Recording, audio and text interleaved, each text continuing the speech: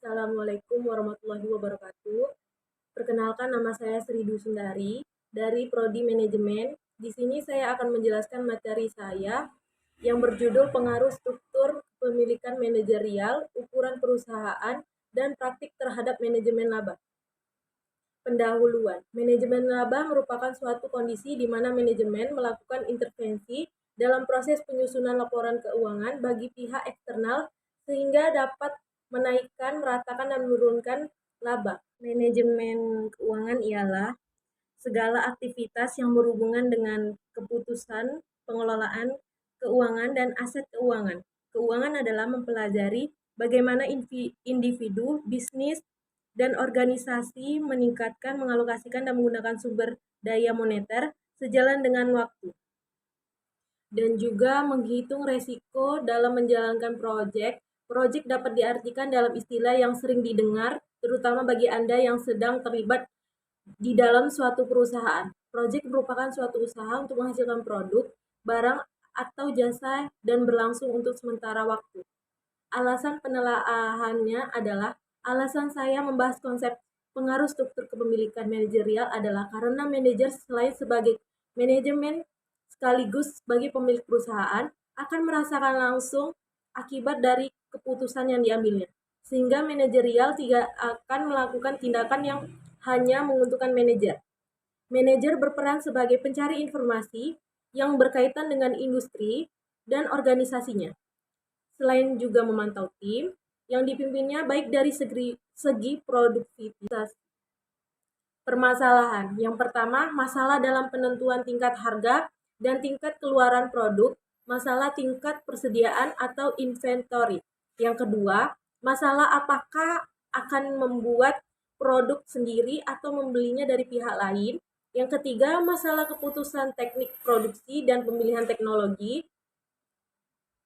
Yang masalah dari makalah ini, yang pertama, apakah ada perbedaan pengambilan keputusan ditinjau dari persepsi tentang gaya kepemimpinan otoriter atasan. Yang kedua, apakah ukuran perusahaan berpengaruh terhadap profitabilitas. Yang ketiga, apakah pengaruh keahlian komite audit terhadap manajemen laba. Tujuan penelaahan bertujuan untuk mengidentifikasi kegiatan, program, dan aktivitas yang masih memerlukan perbaikan sehingga dengan rekomendasi yang diberikan nantinya dapat dicapai perbaikan atas pengelolaan berbagai program dan aktivitas pada perusahaan tersebut. Sedangkan ukuran perusahaan dapat digunakan untuk mewakili karakteristik keuangan perusahaan. Ukuran perusahaan juga adalah skala ukuran yang dilihat dari organisasi yang menggabungkan dan mengorganisasikan berbagai sumber daya dan tujuannya untuk memproduksi barang atau jasa untuk dijual. Manfaat penelaahan.